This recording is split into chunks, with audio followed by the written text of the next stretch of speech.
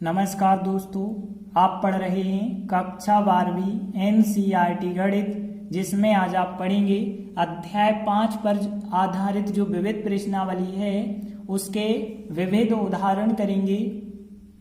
तो देखिए उदाहरण 44 है, x के सापेक्ष अवकलन कीजिए। तो देखिए इसके 3 सवाल दिए गए हैं। तो देखिए हम पहला सवाल करेंगे। तो देखिए हमने लिखा हल। अब ध्यान देना, यहाँ पे पहला सवाल हम कर रहे हैं। तो सबसे पहले आपको जो भी फलन दिया जाता है उसे पहले तो आप y के बराबर मानिए। तो देखिए सबसे पहले हमने माना जो हमें फलन दिया गया था वो y के बराबर है। अब ध्यान देना, इसका अवकलन तो बन जाएगा लेकिन एक बट्टी करनी है, तो यहाँ पे थोड़ी सी आपको प्रॉब्लम होगी। तो देखिए हम क्या करते हैं, आपको पता होगा करनी का मतलब होता है 1/2 की घात। तो देखिए 1/, और नीचे लगी है 1/2 की घात। यदि इसे ऊपर ले जा करके लिखेंगे तो यहाँ पे वो कितने की घात मानी जाएगी, -1/2 की घात मानी जाएगी। यहाँ पे ध्यान देना, 1/, करनी लिखा है, करनी का मतलब 1/2 की घात, लेकिन ऊपर यदि आप लिखेंगे तो वो -1/2 की घात मानी जाएगी। अब हम x के सापेक्ष अवकलन करेंगे। तो देखिए x के सापेक्ष अवकलन करने पर y का अवकलन करेंगे तो y का तो dy/dx हो जाएगा, क्योंकि x के सापेक्ष कर रहे हैं। अब आपको पता होगा करनी का अवकलन कितना होता है, 1/2 करनी होता है। तो देखिए करनी 3x + 2 का करेंगे तो कितना आएगा, 1/2 करनी 3x + 2 आएगा। लेकिन अंदर की संख्या का अवकलन आपको रिपीट करना होगा, तो d/dx करके हमने लिखी अंदर की संख्या 3x + 2। इसके बाद आप ध्यान देना, यहाँ पे इस संख्या का कैसे करेंगे, आपको पता है -1/2 की घात है। तो यदि कोई भी घात होती है तो वो घात कहाँ आ जाती है, आगे।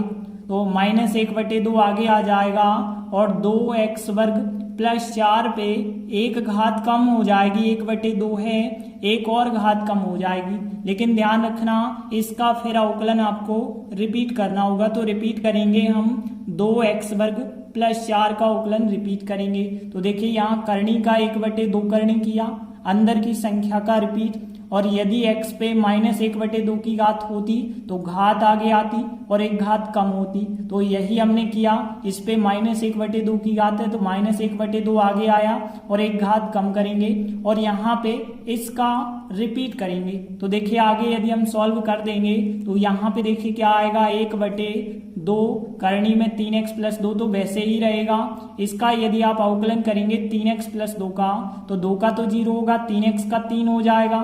तो यहाँ 3 + 0 आएगा और -1/2 हमने लिखा।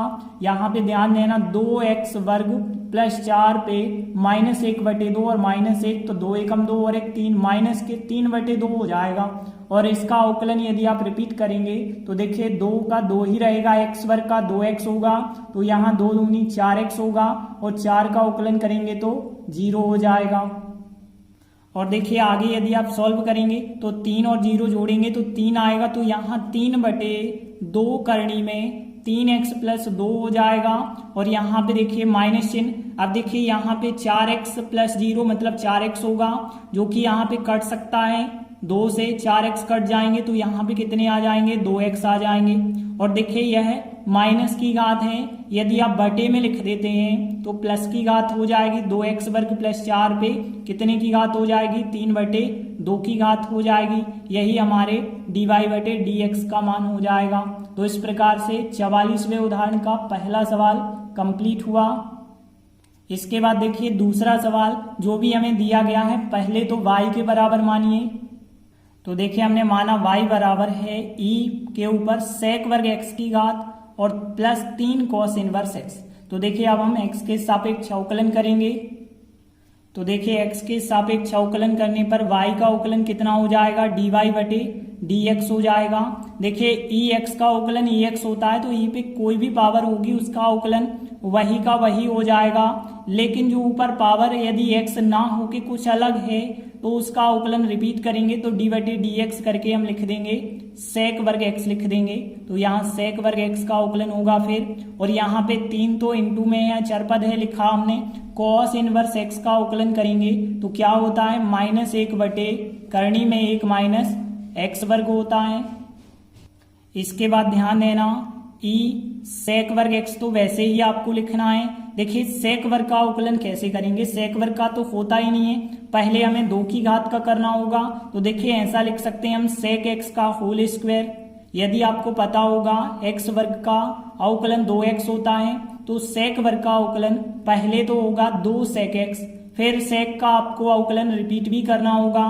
तो देखिए सेक वर्ग का हम कर रहे हैं, पहले होगा वर्ग का और वर्ग का करेंगे तो यहाँ पे 2 सेक एक्स हो जाएगा और फिर आपको सेक एक्स का अवकलन जो है रिपीट भी करना होगा। और यहाँ पे देखिए 3 और -1 का गुणा होगा तो माइनस का 3 हो जाएगा और बटे में क्या रहेगा 1 माइनस एक्स वर्ग रहेगा। इसके बाद ध्यान देना यहाँ सेक एक्स का आप अवकलन कर देंगे जो कि सेक एक्स इंटू 10x होता है। तो देखिए इसका अवकलन कर दिया तो सेक एक्स 10x आ जाएगा। अब ध्यान देना यहाँ पे 2 हो जाएगा, सेक और सेक का सेक वर्ग हो जाएगा तो सेक वर्ग x हो जाएगा इंटू 10x चल रहा है और इसे भी हमने लिखा यहाँ e के ऊपर सेक वर्ग x की घात और फिर -3 बटे में है 1 माइनस एक्स वर्ग करने के अंदर। तो इस प्रकार से हमारा dy बटे dx का मान आ जाएगा। तो इसका दूसरा सवाल भी कंप्लीट हुआ। इसके बाद देखिए इसका तीसरा सवाल करेंगे तो पहले तो इसे y के बराबर मानेंगे। तो देखिए मान के चले हम y बराबर है log 7 log x। अब ध्यान देना यहाँ पे 7 है आधार, जबकि आधार 7 नहीं होना चाहिए। आधार जो होना चाहिए प्राकृतिक लघुगणक मतलब ई आधार होना चाहिए। तो पहले तो आपको यहाँ आधार चेंज करना होगा। देखिए ई आधार कैसे बनाते हैं, नियम आप ध्यान से सुनना। यहाँ पे यदि log m n है, ध्यान देना log m n है और उसे आप ई आधार में बदलना चाहते हैं तो ध्यान देना यहाँ पे क्या आ जाएगा log n जाएगा ऊपर और log m आ जाएगा नीचे। तो ध्यान देना log n जाता है ऊपर, log m आ जाता है नीचे और यहाँ पे अब बन चुका होगा ई आधार। तो देखिए ई आधार वैसे हमें लिखने की आवश्यकता नहीं होती है। तो यहाँ पे देखिए यदि यहाँ पे आधार परिवर्तन करेंगे तो क्या हो जाएगा n आ जाएगा ऊपर। तो देखिए n ऊपर कैसे आएगा log n मतलब यहाँ पे log x आ जाएगा ऊपर और नीचे क्या आ जाएगा बटे में log m नीचे आ जाएगा तो log 7 यहाँ पे आ जाएगा। तो यह नियम आपको समझ आ गया होगा, आधार परिवर्तन वाला फार्मूला है। देखिए ई की तो आप बात ही नहीं करनी, ई तो माना जाता है। तो यहाँ पे m आएगा नीचे मतलब यहाँ पे log 7 आएगा नीचे और log लगा के जो ऊपर संख्या थी वो ऊपर ही आ जाएगी। तो बगल में आप लिख देना आधार परिवर्तन सूत्र के द्वारा y बराबर यह बन चुका है। अब देखिए अब हम x के सापेक्ष अवकलन करेंगे। तो देखिए x के सापेक्ष अवकलन करने पर y का अवकलन कितना हो जाएगा dy बटे dx हो जाएगा। अब ध्यान देना यहाँ पे x केवल एक जगह है मतलब केवल एक फलन है, नीचे log 7 है, यह तो अचर पद होगा। तो देखिए नीचे वाला log 7 अचर पद है जो कि आगे लिखा हमने। अब हमें अवकलन करना होगा log x का अवकलन करना होगा, केवल ऊपर वाले फलन का करना होगा क्योंकि नीचे वाला तो अचर फलन है। तो इसे तो हमने आगे लिखा है, केवल log x का अवकलन करेंगे। तो देखिए क्या आएगा 1 बटे log 7 तो आपको लिखते चलना है, इस log का करेंगे तो 1 बटे x आएगा मतलब हम कह सकते हैं 1 बटे log x आ जाएगा और इस log का आपको आगे के स्टेप में रिपीट करना होगा। तो log x का फिर हम रिपीट करेंगे। तो देखिए फिर क्या आएगा 1 बटे log 7 और यहाँ 1 बटे log x चल रहा है, log x का अवकलन करेंगे तो कितना हो जाएगा 1 बटे x हो जाएगा। आगे देखिए सबको मिला के यदि हम लिख दें तो 1 बटे और यहाँ पे देखिए x आगे लिख सकते हैं तो x आगे हो जाएगा फिर log 7 फिर log x लिख सकते हैं। तो इस प्रकार से dy बटे dx का मान आ जाएगा। तो इसका तीसरा सवाल भी कंप्लीट हुआ। इसके बाद देखिए 45वां उदाहरण है, इसके भी हमें 3 सवाल दिए गए हैं और यहाँ पे भी हमें x के सापेक्ष अवकलन करना है। तो देखिए सबसे पहले आप क्या करते हैं, जो भी हमें फलन दिया होता है उसे y के बराबर मानते हैं। तो देखिए हम मान के चले y बराबर cos इनवर्स sin x। अब देखिए यहाँ cos इनवर्स है, यहाँ यदि cos होता तो आराम से cos से cos कट जाते, सरल उत्तर होता फिर यहाँ पे। तो देखिए हम क्या करेंगे sin को cos में बदलेंगे। तो देखिए आप लोगों को पता होगा कि cos 90 माइनस थीटा जो होता है बराबर होता है sin थीटा। होता है ना, तो बिल्कुल हम यही कर सकते हैं कि साइन थीटा को कॉस में बदलना है तो कॉस 90 माइनस थीटा लिख दीजिए। तो यहाँ पे देखिए कॉस इनवर्स, और यहाँ पे यदि हम बदलेंगे तो इसे हम कॉस 90 माइनस एक्स लिख सकते हैं। और देखिए ऐसा लिखने से क्या होगा, कॉस से कॉस कट जाएंगे। और देखिए बगल में है फार्मूला भी हमने लिखा है, यदि कॉस इनवर्स कॉस कट जाते हैं तो फिर कितना बचा होगा, 90 माइनस एक्स बचा होगा। यहाँ पे चल रहा है वाई। अब देखिए अवकलन करना आसान है, तो अब हम एक्स के सापेक्ष अवकलन कर देंगे। तो देखिए एक्स के सापेक्ष अवकलन करने पर तो देखिए यहाँ पे y का अवकलन करेंगे तो dy बटे dx हो जाएगा। अब यहाँ पे हमें अवकलन करना होगा 90 माइनस एक्स का, और वो भी x के सापेक्ष। तो देखिए यहाँ पे पाई बटे 2 तो अचर पद है, अचर पद का तो 0 होगा। x का अवकलन करेंगे तो कितना हो जाएगा, 1 हो जाएगा। तो यहाँ -1 आंसर आ जाएगा dy बटे dx का। तो इस प्रकार से उदाहरण 45 का पहला सवाल कंप्लीट हुआ। इसके बाद देखिए इसका जो दूसरा सवाल है, इसे पहले तो हम y के बराबर मानेंगे। तो देखिए हम मान के चले y बराबर tan इनवर्स साइन एक्स बटे 1 प्लस कॉस एक्स। अब ध्यान देना यहाँ पे tan इनवर्स है तो यहाँ भी हम tan ही बनाएंगे। तो देखिए इसके लिए कुछ हमें फार्मूले लगाने पड़ेंगे। तो देखिए यदि आपको पता हो फार्मूला 1 प्लस कॉस 2 थीटा यदि है तो बराबर होता है 2 कॉस वर्ग थीटा। तो यहाँ पे ध्यान देना, यदि 1 प्लस कॉस 2 थीटा है तो 2 कॉस वर्ग थीटा होता है। मतलब यदि यहाँ 2 थीटा है तो यहाँ 1 थीटा आता है।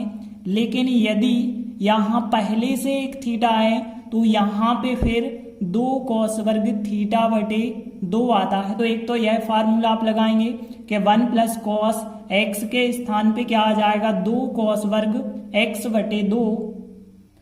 तो देखिए जब नीचे x बटे 2 में बन चुका है तो ऊपर भी हम x बटे 2 वाला फार्मूला लगा दें। तो देखिए यहाँ पे आपको पता होगा साइन 2 थीटा बराबर होता है 2 sine theta into cos theta होता है। अब देखिए यहाँ पे 2 थीटा है तो यहाँ 1 थीटा और 1 थीटा होता है। लेकिन यदि यहाँ पे पहले से 1 थीटा हो तो इस फार्मूला के द्वारा क्या होगा, यहाँ थीटा बटे 2 होगा और यहाँ भी फिर थीटा बटे 2 होगा।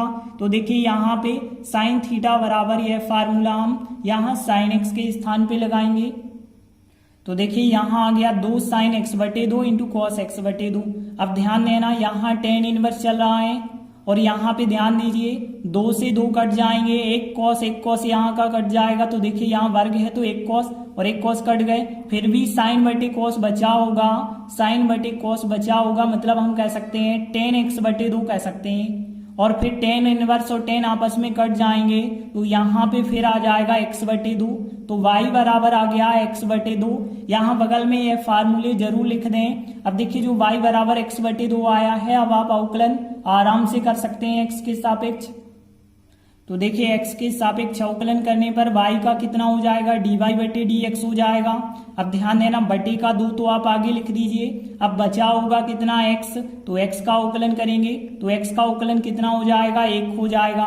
तो देखिए 1 बटे 2 इंटू 1 हो जाएगा। मतलब हमें आंसर कितना मिल जाएगा, 1 बटे 2 मिल जाएगा। इस प्रकार से dy बटे dx का मान कितना आ जाएगा, 1 बटे 2। तो इसका दूसरा सवाल भी कंप्लीट हुआ। इसके बाद इसका जो तीसरा सवाल है, पहले तो आप इसे y के बराबर मानिए। तो देखिए हमें जो दिया गया फलन था उसे y के बराबर माना। अब ध्यान देना यहाँ डायरेक्टली अवकलन करना बहुत कठिन होगा, इसलिए हम डायरेक्टली अवकलन नहीं करेंगे, इसे यहाँ सरल बनाएंगे। तो देखिए कैसे बनाएंगे सरल, यहाँ साइन इनवर्स है तो हम कोशिश करेंगे यहाँ भी साइन बन जाए, तो साइन से साइन इनवर्स कट जाएगा। तो कैसे साइन बनेगा ध्यान देना, पहले तो आप इसे सरल करेंगे तो 2 के ऊपर x की घात और 2 के ऊपर 1 की घात आप अलग अलग लिख सकते हैं। तो देखिए हमने लिखा 2 के ऊपर x की घात और 2 के ऊपर 1 की घात। क्यों लिख सकते हैं, क्योंकि गुणा में घातें जुड़ जाती हैं। तो देखिए यहाँ पे यदि गुणा कर देंगे तो वही घात बन जाएगी। यहाँ देखिए 1 प्लस, तो देखिए यहाँ पे 4 पे x की घात को कैसे हम लिखेंगे, 4 को 2 का वर्ग लिख सकते हैं और x की घात लगी रहेगी, तो बिल्कुल वैसा ही हम लिख दें। तो देखिए 2 के ऊपर x की घात फिर 2 की घात कर दें, तो आखिर मतलब तो यही हुआ ना कि 2 पे 2 की घात हुई और फिर x की घात भी हो गई। तो देखिए इस प्रकार से हमने लिखा। ऐसा क्यों लिखा है? क्योंकि अब देखिए यहाँ पे कुछ यहाँ पे फार्मूला बन सकता है। यदि आप 2 पे x की घात को tan थीटा मान लें तो देखिए यह फार्मूला बन सकता है 2 tan थीटा बटे 1 प्लस tan वर्ग थीटा बराबर होता है साइन 2 थीटा। तो देखिए साइन 2 थीटा के फार्मूले साइन में अलग होते हैं, कॉस में अलग होते हैं, tan में अलग होते हैं। जे भी साइन 2 थीटा वाला 2 साइन कॉस वो भी होता है, लेकिन यहाँ tan के रूप में यह फार्मूला होता है। तो देखिए फिर हम क्या करेंगे, 2 पे x की घात को tan थीटा के बराबर मानेंगे। तो देखिए हमने पुनः माना है कि 2 पे x की घात बराबर tan थीटा। तो देखिए यहाँ साइन इनवर्स, अब ध्यान है ना, 2 तो हम आगे लिख सकते हैं और यह संख्या हमने मान ली है tan थीटा, तो यहाँ tan थीटा लिखा और यहाँ पे 1 रहेगा। और देखिए यह हमने क्या माना है, tan थीटा और वर्ग लगा था, तो मतलब यहाँ tan वर्ग थीटा आ जाएगा। ऐसा करने से फिर क्या होगा, यहाँ पे देखिए फार्मूला बन चुका है और कौन सा यह फार्मूला बना है बगल में आप लिख देना कि चूंकि साइन 2 थीटा का मान यह होता है, इसलिए यहाँ पे साइन 2 थीटा लिखा जा सकता है। और ऐसा लिखने से क्या होगा, साइन इनवर्स कट जाते हैं, तो यहाँ पे फिर आ जाएगा 2 थीटा। और देखिए 2 तो आप ऐसे ही लिखेंगे, लेकिन थीटा का तो मान रखना होगा। तो देखिए यहाँ से यदि थीटा का मान देखा जाए तो देखिए tan थीटा बराबर यह है, लेकिन थीटा बराबर tan उस तरफ चला जाएगा, तो हम कह सकते हैं tan इनवर्स 2 के ऊपर x की घात यह होगा थीटा का मान। तो यहाँ पे हमने लिखा tan इनवर्स 2 के ऊपर x की घात का मान, और यहाँ पे चलता जा रहा है y बराबर चल रहा था, तो y बराबर आप लिखते चलें। अब देखिए आराम से अवकलन हम कर सकते हैं x के सापेक्ष। तो देखिए अब हम x के सापेक्ष अवकलन करेंगे, तो देखिए कैसे होगा, y का तो dy बटे dx हो जाएगा। और ध्यान देना यहाँ 2 तो अचर पद है, tan इनवर्स का क्या होता है, तो सबसे पहले तो आपको पता होना चाहिए tan इनवर्स x का 1 बटे 1 प्लस एक्स वर्ग होता है। तो यहाँ पे 1 बटे 1 प्लस इस संख्या का वर्ग होगा। इस संख्या का वर्ग मतलब 2 पे x की घात जो है इसका वर्ग करेंगे, लेकिन इसका फिर हमें रिपीट भी करना होगा। तो d बटे dx करके हमने लिखा 2 के ऊपर x की घात का अवकलन हम रिपीट करेंगे। अब ध्यान देना, इसका अवकलन जब आप रिपीट करेंगे तो क्या होगा, तो देखिए आप एक फार्मूला याद रखें, a के ऊपर x की घात का जो अवकलन होता है वो क्या होता है, a के ऊपर x की घात इनटू log a होता है। जो ध्यान रखना, e पे x की घात का तो ex ही होता था, लेकिन a पे x की घात का अवकलन होता है a पे x की घात इनटू log a। तो फिर इसका अवकलन कितना हो जाएगा, 2 पे x की घात log 2 हो जाएगा। और यहाँ पे देखिए 2 एकम 2 और 1 प्लस देखिए यहाँ 2 पे x की घात और फिर लगी है 2 की घात। तो देखिए हम ऐसा कर सकते हैं जैसा हमने पहले किया था कि इसे हमने ऐसा लिखा था, अब इसे वापस लिखेंगे तो फिर क्या लिख सकते हैं, 4 पे x की घात लिख सकते हैं। तो यहाँ पे फिर हमने लिख दिया 4 पे x की घात। इसके बाद देखिए वापस हम वैसा ही करेंगे कि यहाँ पे 2 का गुणा इससे करेंगे, तो 2 पे 1 की घात और x की घात, तो 2 पे हो जाएगी x प्लस 1 की घात, और यहाँ पे बटे में क्या चल रहा है 1 प्लस 4 पे x की घात चल रही है, और इनटू में क्या रहेगा log 2 रहेगा। यही हमारा फिर dy बटे dx का मान हो जाएगा। तो इस प्रकार से इसका तीसरा सवाल भी कंप्लीट हुआ। धन्यवाद।